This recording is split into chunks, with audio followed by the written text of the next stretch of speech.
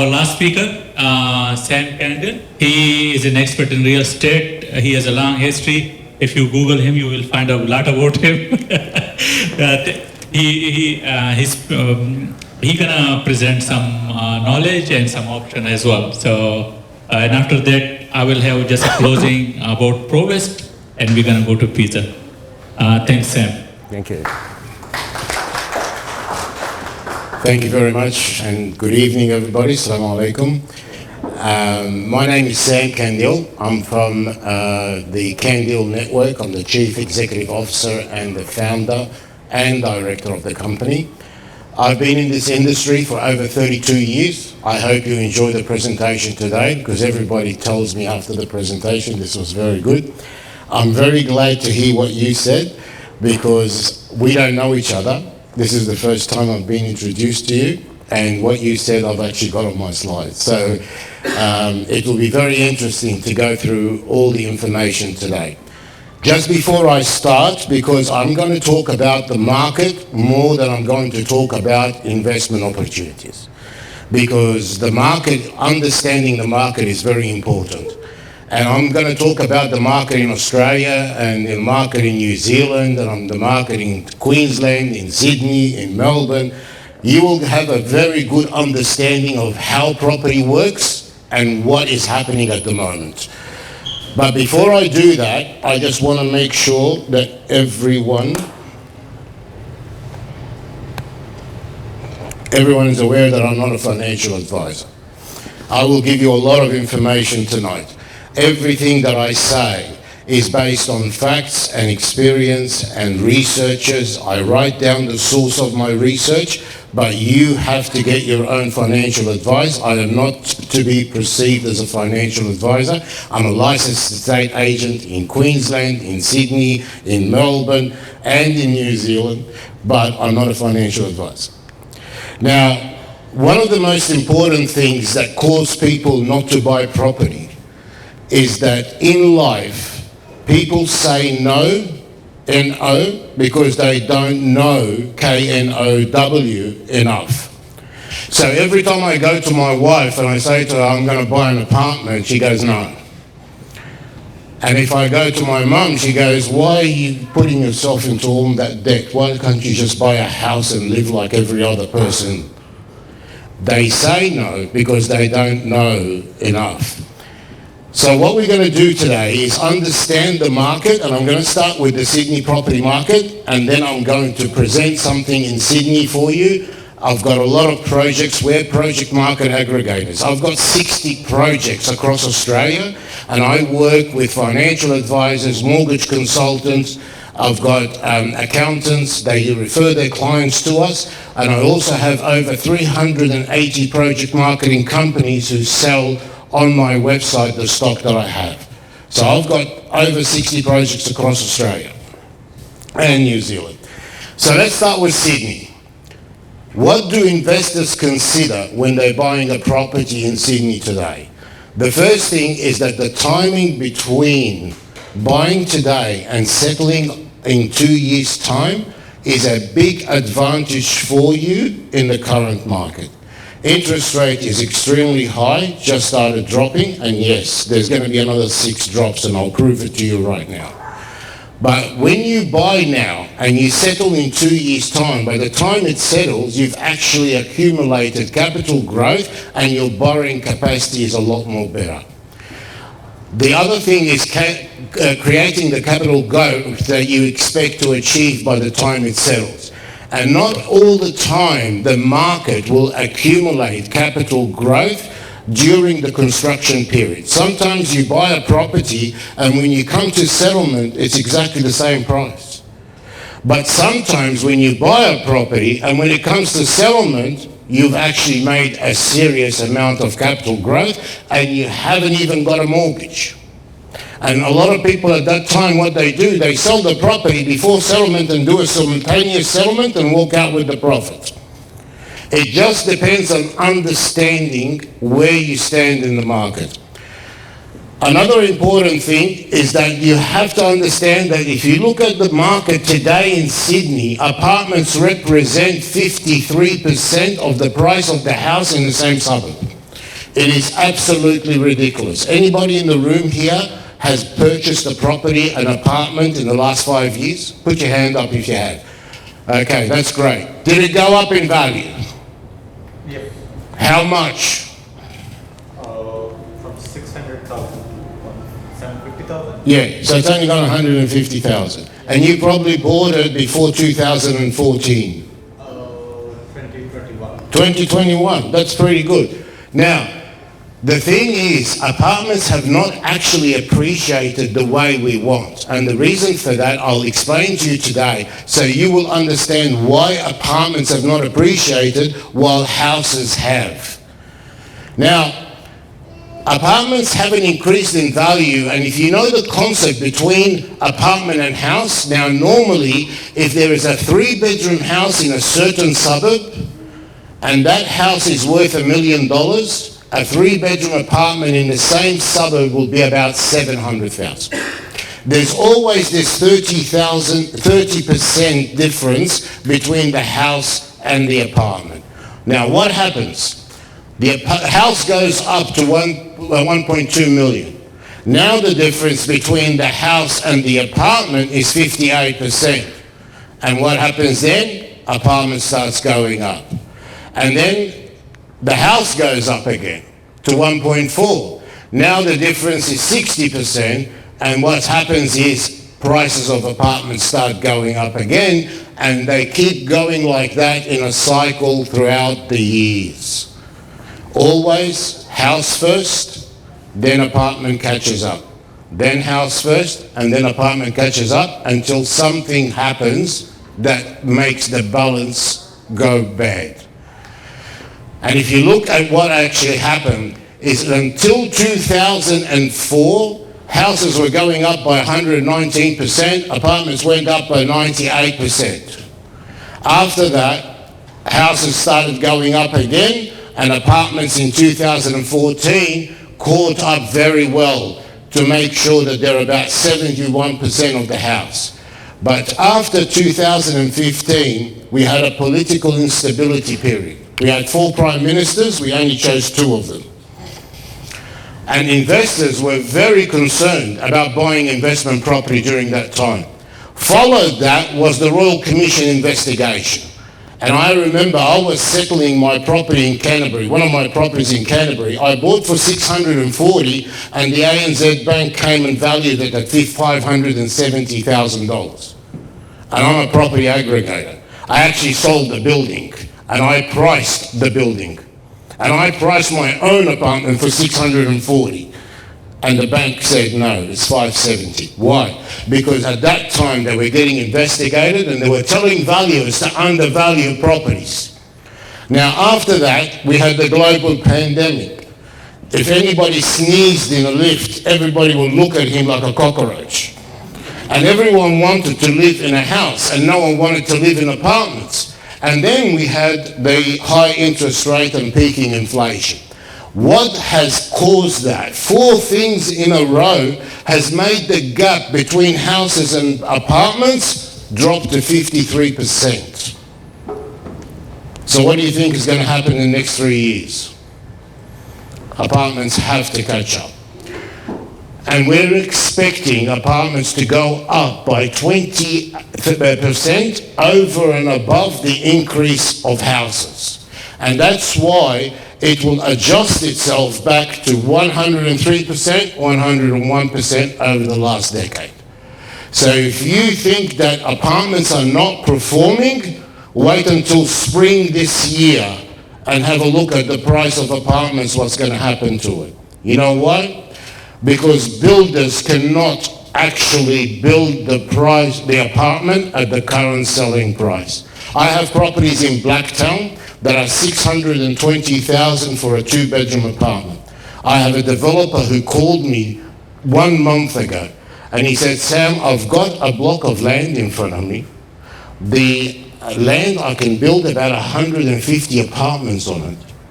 And when I put the 150 apartments, each apartment's costing me $100,000 portion of the land. It's going to cost me over $550,000 to build it now with the cost of construction.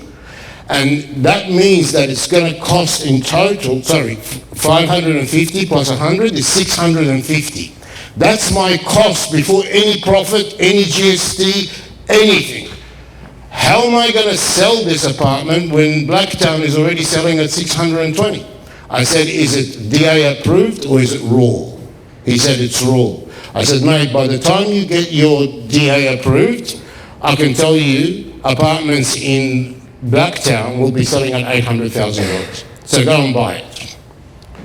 Why? Because you physically cannot build it anymore.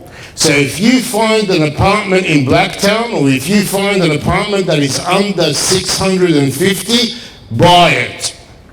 Because they can't build it anymore at that price. This is an article that came up in the Financial Review at 24th of May 2023, and they said that Australia will start seeing a big rise in apartments. Now, the problem, as you correctly mentioned, that in Sydney and Melbourne, they were not performing and only Southeast Queensland was performing. And you know why? Because there is at the moment 7,000 apartments completed unsold in Sydney and 32,000 in Melbourne. And why is Melbourne 32,000? Because Melbourne, before the pandemic, sold so many apartments to overseas buyers, and when settlement came in place, we were in the middle of the pandemic, these buyers couldn't come back to buy or settle the property, they lost their deposit, and all these properties were back in the market. So the residual stock in Melbourne is enormous, which justifies why the price of the apartments are so low, because the supply is far more than the demand. In Sydney, it's not as bad, but as soon as the existing stock is over, any new stock that could be built is not going to sell for 650, it's going to sell for 800,000. And that will be the minimum price of a two-bedroom in any suburb in Sydney by 2026. If you have a look at the prices and the history of prices in Australia over the three major cities, I'm talking about Southeast Queensland, Sydney and Melbourne, and I'm not bringing back 10 years, I'm bringing you back 40 years. In 1980, all the way to 2024, that is how prices moved in Australia for property. Now you can see there are dips in the market. And unfortunately, what happens is, when there's a dip in the market, all of a sudden we've got 25 million property advisors. Everybody talks about property. And everybody scares everyone not to buy property, and only the smart investors that are actually buying in that dip. Now let's have a look at those dips. Number one, 1983, recession, high interest rate and peaking inflation. It was a lot worse than what we had last year and the year before. Interest rate was 18%. 1985, introduction of capital gain tax. I remember my father sat on the dinner table, said no one's going to buy a property ever again because the tax man is going to share the profit. He was wrong. People continued to buy. 2000, introduction of capital gain tax. All of a sudden, overnight, although we were aware about it 6 months earlier, but on the 1st of July 2000, everything went up by 10% because of the introduction of capital gain tax. Global pandemic in 2009. Political instability period. As I said, 4 prime ministers, we only chose 2 of them. They kept changing on us. The Royal Commission investigation, global pandemic and high peak inflation. Now, regardless of all these challenges in the market, the prices continue to go up. Oh, you can't see. The prices continue to double every 10 years. So if I turn around my laptop for everybody to see, because I don't know why it's not on the screen, it actually shows you here that the prices kept on doubling every 10 years. over and above, regardless of any changes. Now, what's going to happen is, in the next 10 years, or the next up to 2030, prices in Sydney is going to raise from 1.4 median price range to almost 2.45 by 2030. Gold Coast and Southeast Queensland is going to supersede Sydney, and it's going to become the most expensive city in Australia, the Gold Coast, and it will be out of range to the majority of Australians by 2035. 70% of the Australians will not be able to afford an apartment on the Gold Coast by 2035. And Melbourne will continue to slow down, but then it will peak up again to 2 million median house price by 2032 or 2030. Now, if you want to see the article where I got this information,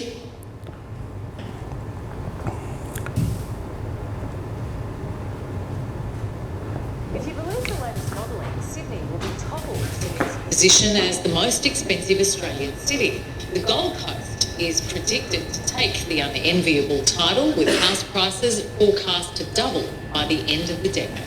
ERD Nationwide predicts median house prices in Sydney will soar to 2.45 million by 2030. The Gold Coast anticipated to climb above that to 2.67. Wow.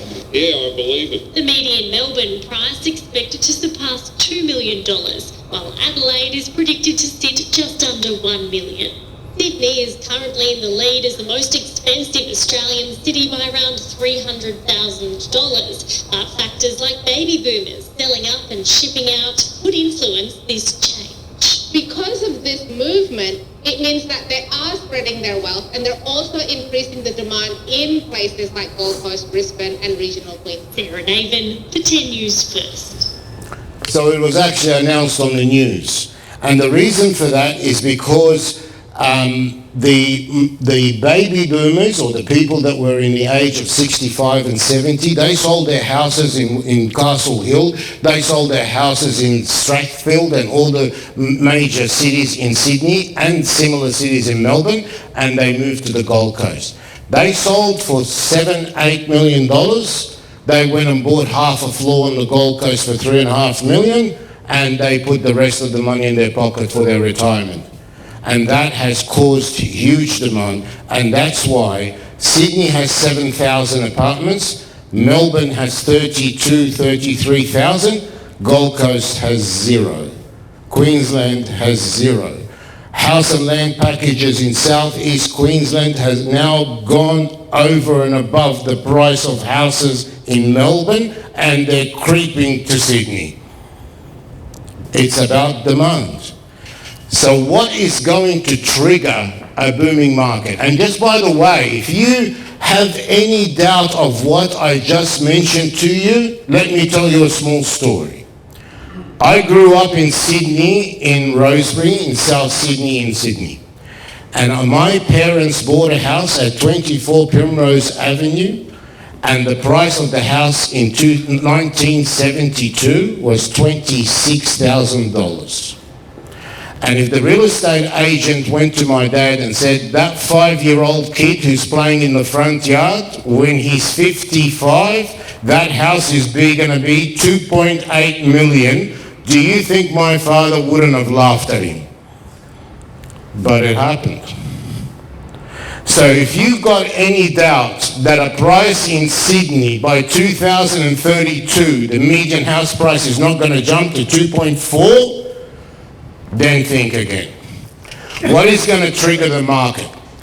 You see, with interest rate, and if you can allow me to talk a little bit of interest rate while I've got a financial broker in here, interest rates and cash rates is the main factor that will trigger this market to come up. And the only reason for that is because of the borrowing capacity. But where is it going to sit? You see, a lot of people don't realize that 35% mortgage is a comfort zone. From what? from the average household income.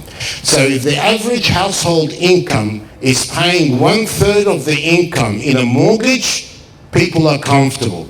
It's when that becomes more than 1/3 that people start feeling the pressure. So in 1990, the household income was 35,000 in Australia, properties were 146, interest rate was 17%, and it represented 59% of the household income. That's why the two families, the parents, one had to pay the mortgage, the other one had to support the family. And that's why we went into a recession. Now, if you keep looking, every time they dropped the rate, it was 43%, 46%, 45%, and 53%. They had to drop it because it was above the 36%, 35%, which is the comfort zone. Over the history of 30 years, I'm not talking about 10 years, 30 years. Now, what triggered it to go up? During the pandemic, it's dropped to 27%, below the 36%. So people had enough money and they ended up spending, which is one of the reasons, not the main reason, but one of the reasons why inflation actually happened. Because as soon as the pandemic was over, there was a lot of cash with people and they just went spending it. And that's the reason why they had to raise the interest rate. Now, where was it sitting at the end of 2024? Now, I don't know if anybody's attended one of my seminars before, but last year, although everyone was telling the interest rate's going to drop before Christmas, I said the interest rate's not going to drop until February, and it did. Next one is May, because they're going to try and win the election, and they won't. I'm on camera. Now, interest rate, it's representing 53%, so it's got to go down. And that's the reason why the gentleman was saying it's going to go down 4, 5 or 6 drops by the end of the next 18 months. Yes, it has to, because it's got to drop to around the 3.6 cash rate or 3.2 cash rate. At the moment it's 4.1. So we've got at least another 4 more drops to go and to bring it back to the comfort zone. You see, when you look at the property cycle, if you see affordability crisis, which is what we have, because people can't afford to get the loan for the prices that they're currently, too many properties in the market, and lowering rental returns, it's a drop into the market. When you see valuation falling short, less construction of dwellings, and sales below the market price, you know you're at the bottom of the market. And as it improves, there's going to be not enough properties to meet the demand, which is starting to happen now in Sydney. Rental returns increasing, more properties going for sale, you're going into an upturn. And then finally, the top of the market is when more construction of dwellings, valuation coming higher than construction, and the market is selling at a much higher price, you know you're in the highest point of the market. And that cycle is just like the clock. It keeps going. So if you've got a property and it's not performing in a bad market, don't sell it. Just hold on. It's going to improve. Where's Melbourne today? Where do you think Melbourne? Just tell me, 6 o'clock, 7 o'clock, 8 o'clock. Tell me where's Melbourne. 6 o'clock. Correct. It's actually 6 o'clock. Where's Sydney? 7 to 8. Excellent. 7. Where is Southeast Queensland at the moment? 11. It's 9. Okay? So that's where everything is. Now, when is Sydney going to start moving? It's going to start moving after 2 drops. Now, that slide was before the drop that we had in February. So we think that the second drop, which we're anticipating to be happening around May, then government changes in July, and then the market will start booming. That's how it is. And we're expecting spring 2025 is very similar to spring 2014, where you would see a huge increase in property, especially apartments. Don't forget to catch up with houses. It's sitting at 53% now. It's half the price of a house almost.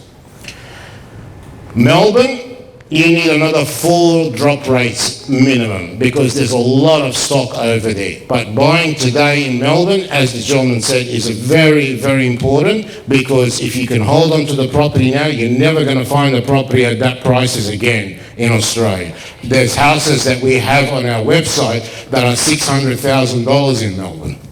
That's the price of a 1-bedroom apartment here. So, what do we have in New South Wales project? Now, I'm not going to go through the projects in details because I'll bore you, number 1. Number 2, we'll be here up to suhoor if I have to go through it. I've got 60 projects.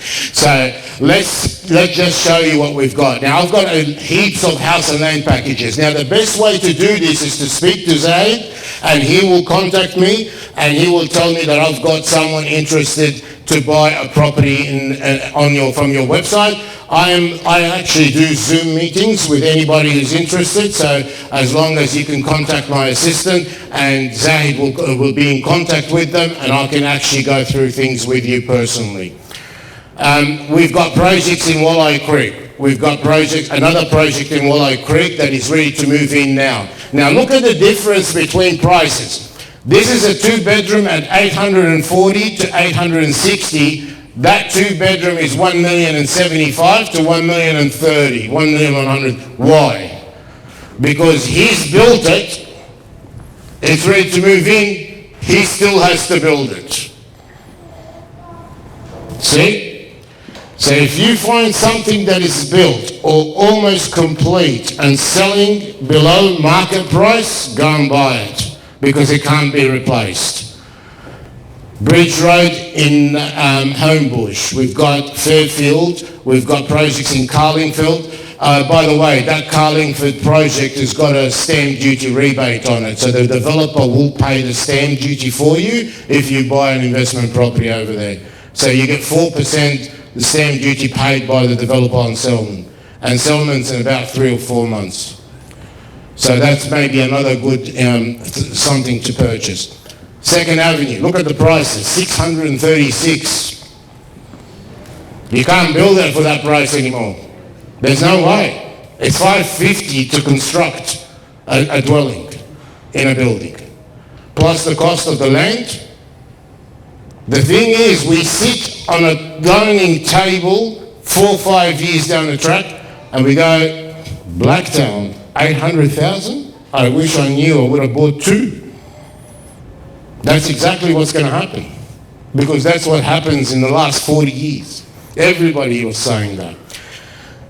Schofield, same thing. And obviously Hurstville beyond in Hurstville. So I've got about 14 different locations in Sydney that you can actually purchase from. Now this is the project in Bridge Road. It is only 16 kilometres from the CBD. It's only 11 kilometres from Sydney University.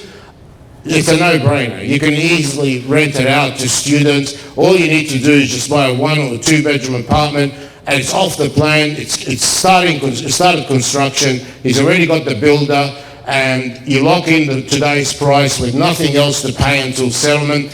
These are the price ranges. A 2-bedroom is 900,000. Don't forget you're only 15 kilometres from the city. So the prices over there is a lot higher than Blacktown. You've also got 10 minutes walk to the train station and it's perfect for first-time buyers and it's also perfect for investors that want to rent the property out. Sorry, this is the location of the property. So it's basically in Homebush here and it's just a block away from the train station and 16 kilometres from the city. I'm just flicking through these. I'm only going to put one project in every state so I don't bore anybody, but these are the finishes of the apartments. Now, when you get to the Melbourne market, I've got Victoria.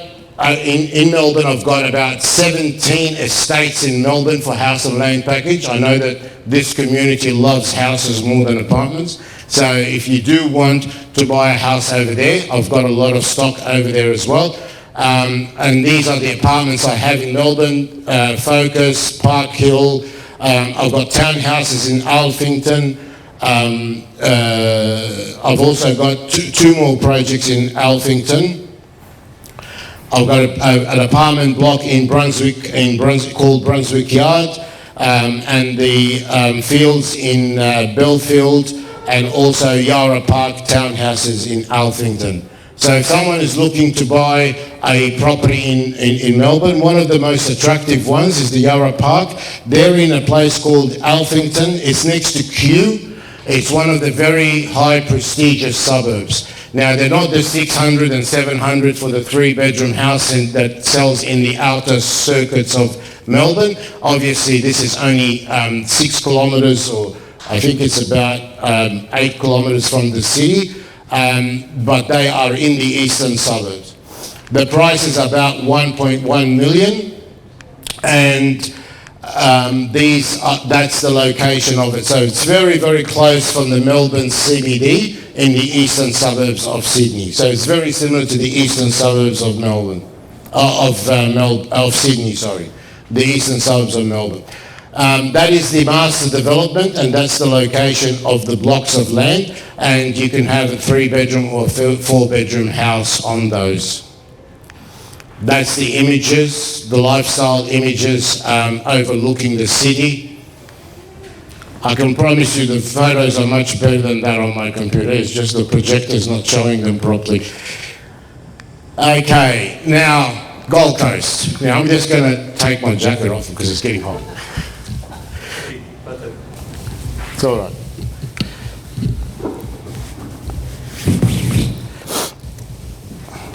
Okay. Now, Gold Coast is a booming market, but we need to understand why it's a booming market. And as you saw in the article, it will become the most expensive city.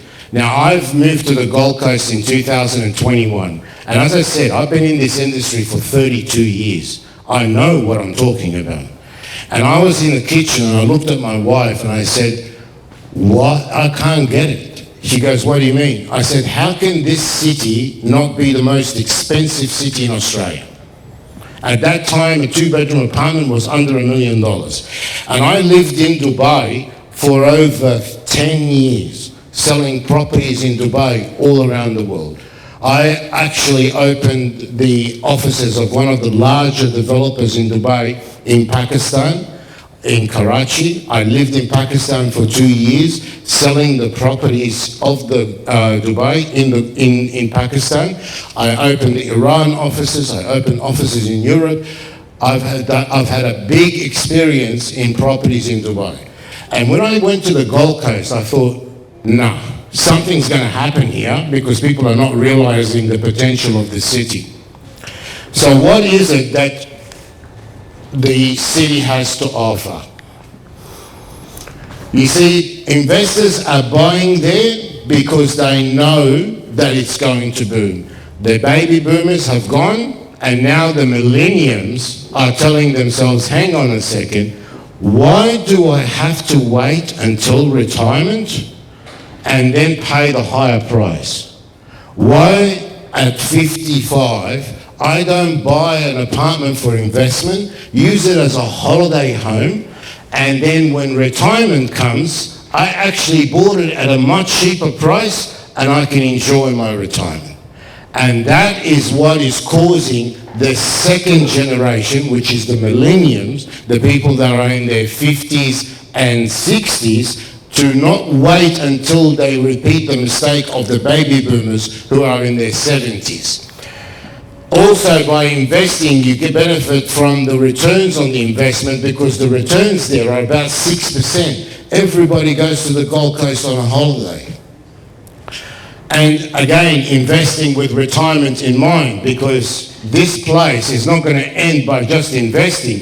It could possibly become your retirement place when you retire. Now, you might turn around and say, well, who's going to retire in the Gold Coast? I'm not going to retire in the Gold Coast, but I can tell you something. I'm Egyptian. I was never going to retire in the Gold Coast. But then what happened, and I lived in Sydney all my life, and in 2021, I went to my wife and I said, hang on a second, we're making a big mistake. we are going to end up in a much quieter city than Sydney. And most likely, we're going to go to the Gold Coast. But you know, if we don't do it now, the kids are going to say, the old man's gone to the Gold Coast. You take the kids with you now and get them to set up their life there, then when we retire, they're going to be next to you. And you'll be able to live with your grandkids.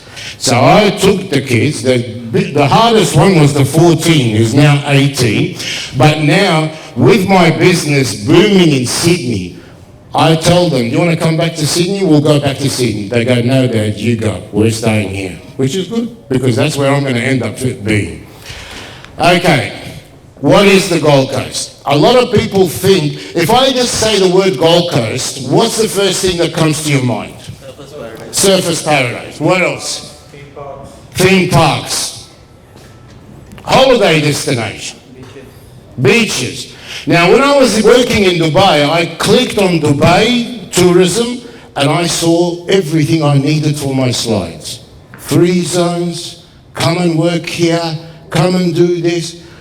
I clicked on Gold Coast and all I saw was an Aussie bloke with swimwear and a surfing board and Surfers Paradise written behind him. But that's not the Gold Coast. You see, a lot of people think that the Gold Coast is a city. The Gold Coast is not a city. It's an LGA of 12 LGAs that form southeast Queensland. If you look at this map here, that's the Gold Coast. This is Logan, Ipswich, Toowoomba, Brisbane, Moreton Bay, and Sunshine Coast. Now, I'm just going to tell you now, just think of this as Sydney. Sydney CBD, Castle Hill,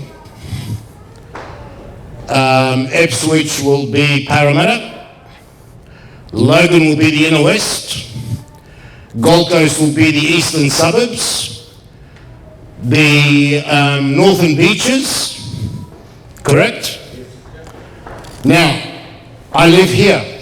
If I need to go to IKEA, I've got to go to Logan. Did I travel to another city? No. It's just like I'm living in the eastern suburbs and I want to go to IKEA, I drive to Rhodes. It takes me 40 minutes. It takes me here 25 minutes to get to Logan. So we're talking about the eastern suburbs of southeast Queensland, which is an LGA in the major city. Like here, you live in Penrith, and you meet someone in Bali, and you turn around and say, mate, where are you from? Are you going to tell him Penrith or Sydney? Sydney. If you live in Frankston in Melbourne, what are you going to tell him? I'm from Frankston or I'm from Melbourne? Now, between Frankston and Melbourne CBD is over 70 kilometres. But they say Melbourne because they say the Greater Melbourne, the Greater Sydney, but they can't say the Greater Brisbane. They call it Southeast Brisbane. And that's where people get the mistake. Now, what is the Gold Coast? It is located within 2-hour flight from 70% of the Australian population. I am talking to you today. I will jump on a flight tonight and I will have dinner with my kids and my wife on the Gold Coast. I finish here, I go to the airport, jump on a plane, after an hour I'm with my family. That's how close it is. And you know how much the cost of the airline is? $140. If you take an Uber from Castle Hill to the airport, it's more than that. It is the 4th largest economy in Australia and set to become the most expensive city by 2030. Number 4, Sydney, Melbourne, Brisbane, and then Gold Coast. Number 4 in Australia.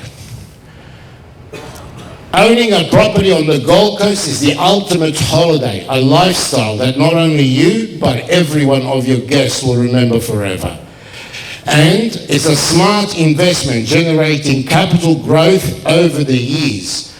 When the time comes from retirement, it won't be downsizing, that will be lifestyling. Saving you purchasing at a much higher price should you wait until retirement.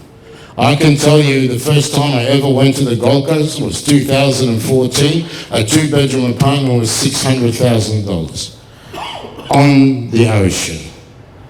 Today, my last sale there, 1.9 million. I spoke to people 18 months ago, and this is the scenario. I'm interested, they signed up, 1.2 million. The other one, 1.2 million? Not interested. Now he's buying at 1.8. Because when we don't know, we say no. That's the issue.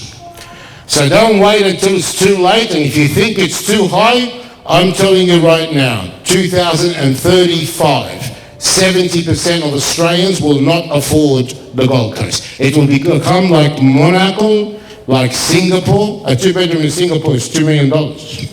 Hong Kong, how much is a 2-bedroom apartment over there? $3 million, because there's no land.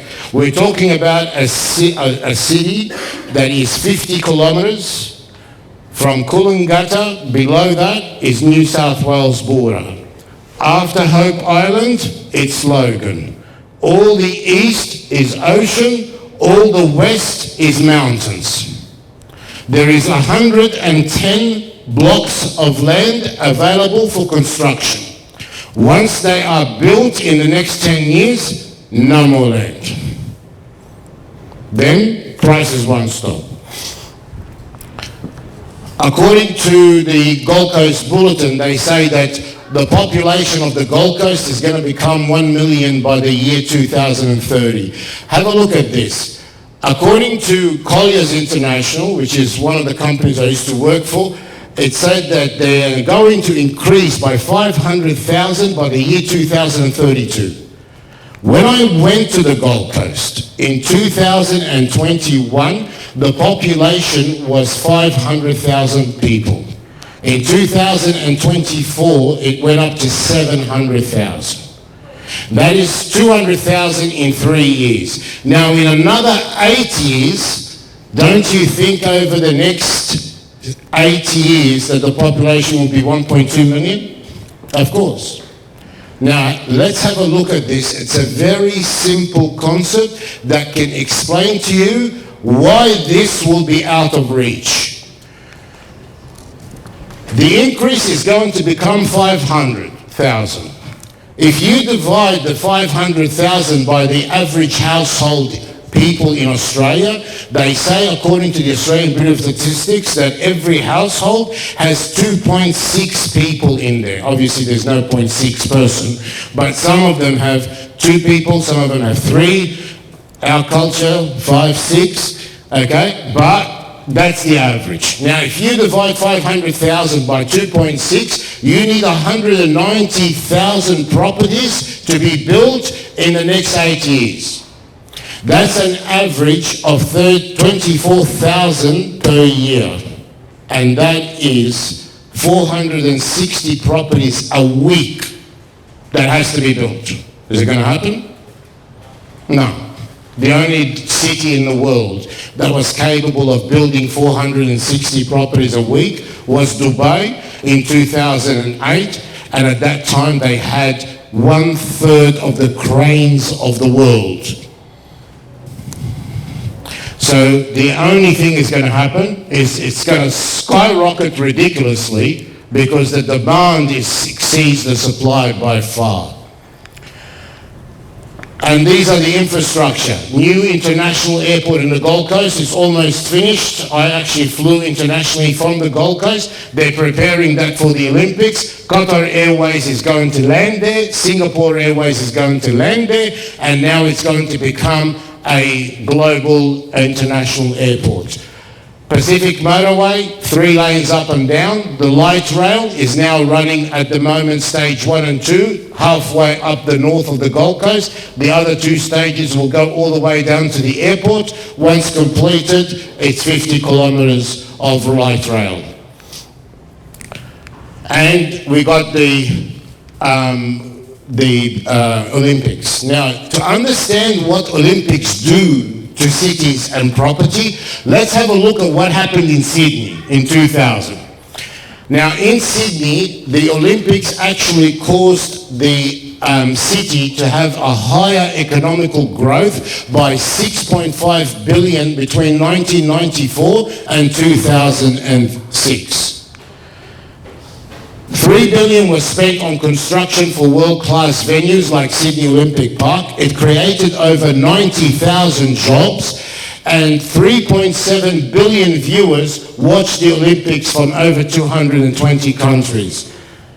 An increase in property went up between 1993 and the increase in people visiting the city went up by 15.5% during the Olympics time. On the year of the Olympic, it went up by 22.5%.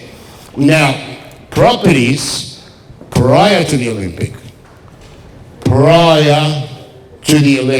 went up by 10% per year because the infrastructure was getting built, people were moving to Sydney, there was jobs created, it went up by 10% per year. Properties after the Olympics went up by 20% per year. Why? Because who comes to see Olympic Games? The rich people. Who's going to take his family and take an international flight with hotels in Sydney when he's from Europe to watch Olympic Games unless he's rich? When these people come here and they see the harbour, they go, wow, I didn't know Sydney was like that. And they end up buying. And that's why property went up by 20%. Now imagine when someone comes in and sees the Gold Coast. What's going to happen there? They'll definitely buy. 50 kilometres of shoreline, ocean views. They'll definitely buy. So what is expected to happen? Obviously, it's 30 years down the track. So by the time the Olympics, it's going to be $17.6 billion of economical growth. 3.5 billion will be spent on social health improvement. 91,000 jobs will be created. 4.2 billion are expected to actually view it, and 4.6 billion will boost in tourism, and properties will actually double by the time it reaches to the Olympics. So what do we have in Queensland? This is a property, and this is the difference between what we do and what normal real estate agents do. This property, you Google on Google, you look at realestate.com, domain.com, you're not going to find it. Okay? It's in pre-launch. We take the project for 3-4 months as pre-launch, and this is why I'm offering to you right now. It's called Marie, 20 Queen Street in Broadwater in Southport. It is only by EOI. So you only put an EOI now, and then we'll approach you with the contract. If you decide to buy this, you're buying at pre-launch prices. The public launch price is a minimum of $50,000 more, if not higher, and you will get the opportunity to invest in this. They're only 1 and 2 bedroom apartments. They are geared for a holiday home. You can furnish the apartment, put them on Airbnb. It is right in front of the Broadwater with uninterrupted views, because in front of it there is absolute parklands and aqua park. This is the prices, and you'll find that most of them are actually not released yet, but they are just over $1 million. Don't forget, the ones on the ocean are $2 million now. These are just over $1 million with a big opportunity to have capital growth. You only need 10% deposit, nothing else to pay until settlement. Settlement is 2027, end of 2027, early 2028. By the time it settles, it will have the capital growth in it. You will have the option of selling it, walking away with your profit, or settling it.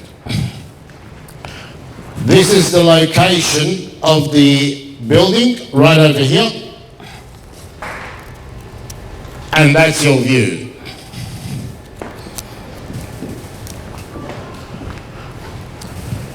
Right in front of the yacht club on the Broadwater, the Versace Hotel, SeaWorld is on the other side of the Broadwater. So this is where SeaWorld is. That's the car park of SeaWorld. And SeaWorld is just over here. Now, the last one, New Zealand.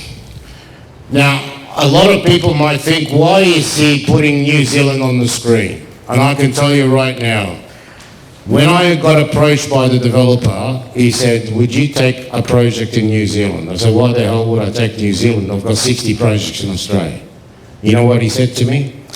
There is no capital gain tax in New Zealand. There is no land tax when you're holding the property. And when you buy the property, there is no stamp duty. I said, mate, I'm coming over. So I went to New Zealand.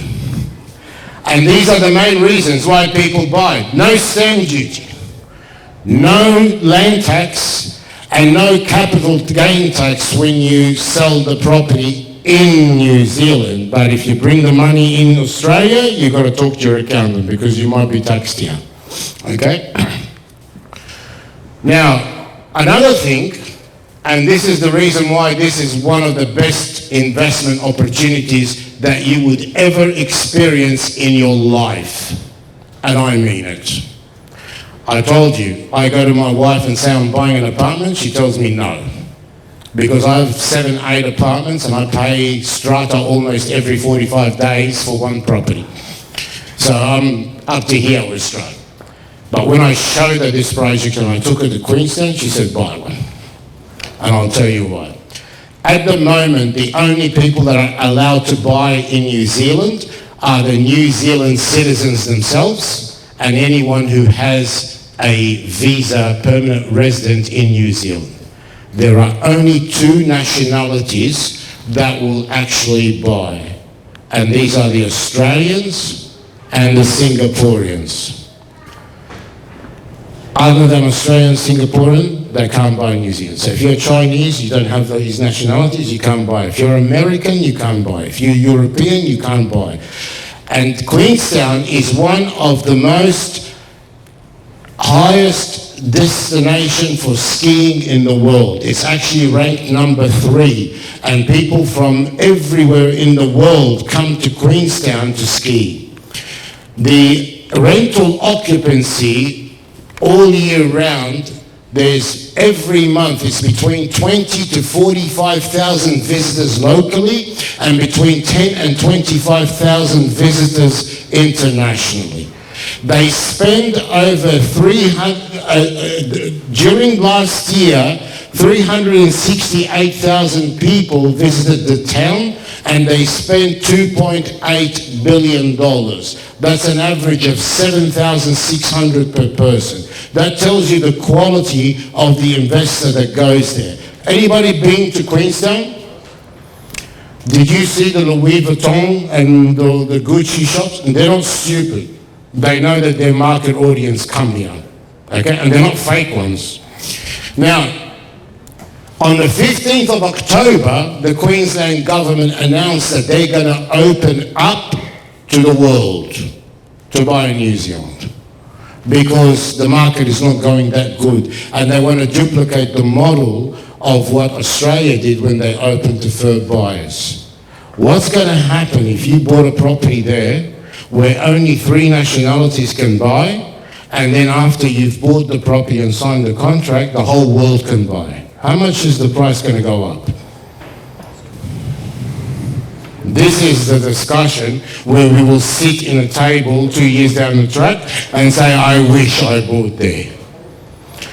Okay, so that's the location of the site. And as you can see, it's right in front of the lake. Now, you don't have to buy a 3-bedroom, you don't have to buy a 4-bedroom, you don't have to buy a penthouse, just buy a studio. Just buy a 1-bedroom. And if you want to know the prices, I'm going to cut it short now. I'm going to leave it to Zahid, give him a call, tell him that I want to sit with Sam and go through that Queenstown project. Prices are starting from about 900,000 for the studio and about 1.4 million for the one bedroom, but they're New Zealand dollars, so they're 90% less when you convert them into Australian currency. And as an Australian, you can actually borrow money, a mortgage for it, because Australians are allowed to borrow up to 80%. And the banks that actually give the loan in New Zealand properties to Australians are Westpac and ANZ. Okay? I haven't got to deal with Mecca, so I don't know what they're going to do. But ANZ and Westpac are actually able to fund that. Any questions? I'm happy to answer.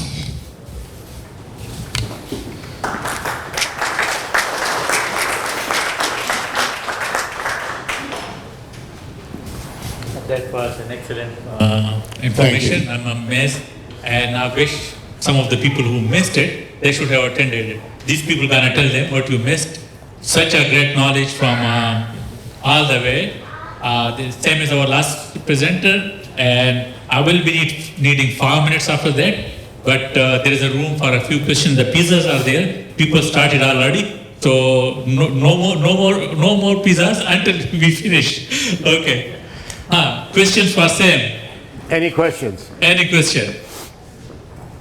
Okay, that's good. A big clap for Sam. Thank you very much. Thank you, guys.